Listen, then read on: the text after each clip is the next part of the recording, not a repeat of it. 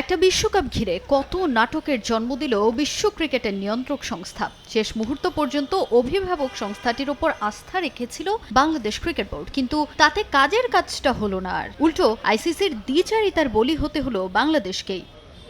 নিরাপত্তা জটিলতায় ভারতে বিশ্বকাপ খেলতে না যাওয়ার অবস্থানে অনড় থাকা বাংলাদেশ বঞ্চিত হলো ওয়ার্ল্ড কাপ খেলা থেকে। ভেন্যু পরিবর্তনের দাবি জানানো হলেও সেই দাবিকে রীতিমতো উড়িয়ে দিয়েছে আইসিসি। তবে আইসিসি আর ভারতের কাছে মাথা নোয়াবার নয় লাল সবুজ। প্রশ্নটা যখন আত্মমর্যাদার, তখন এক চুলো ছাড় না দেওয়ার বিষয়ে দৃঢ় প্রতিজ্ঞ বাংলাদেশ। বিশ্বকাপে না খেলার সিদ্ধান্তকে সাধুবাদ জানাচ্ছেন টাইগার ভক্তরা। আমরা ইন্ডিয়া গিয়ে এবার বিশ্বকাপটা খেলবো না, এটা ভালো সিদ্ধান্ত বিসিবির। ক্রিকেট খেলার মাধ্যমে আমরা বিশ্বের দরবারে আমাদের মানুষ চিনতে পারে বা আমাদের একটু আত্মসম্মান বোধ উঁচু হয় বা জাস্ট পরিচিতি পারে, এটাই।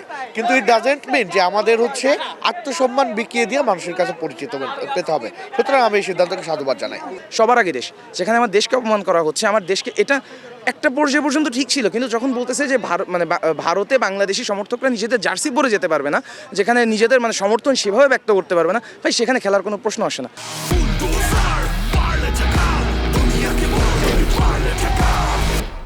এদিকে বিশ্ব ক্রিকেটের নিয়ন্ত্রক সংস্থার এমন আচরণে ক্ষুব্ধ প্রতিক্রিয়া জানালেন সমর্থকরা। আইসিসির দ্বিচারিতায় ক্ষুব্ধ তারা। শুধু টাইগার ভক্তরাই নন, প্রতিক্রিয়া জানিয়েছেন পাকিস্তান ও ভারতের সাবেক ক্রিকেটাররা।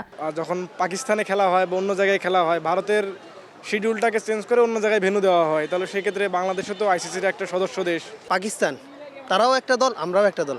পাকিস্তান শ্রীলঙ্কায় গিয়ে খেলতে পারতেছে, কিন্তু আমাদেরকে তারা খেলতে দিচ্ছে না। এর মাধ্যমে আমরা একটা বৈষম্য দেখতে পাচ্ছি। আমাদের এর সাথে আমাদের মর্যাদার ব্যাপার স্যাপার আছে, এর সাথে আমাদের সম্মানের ব্যাপার স্যাপার আছে। সুতরাং এই যে দ্বিচারিতা আইসিসি কর্তৃক, এই দ্বিচারিতাটা আমরা মেনে নিতে পারলাম না। তাজিন খন্দকার, সময় সংবাদ।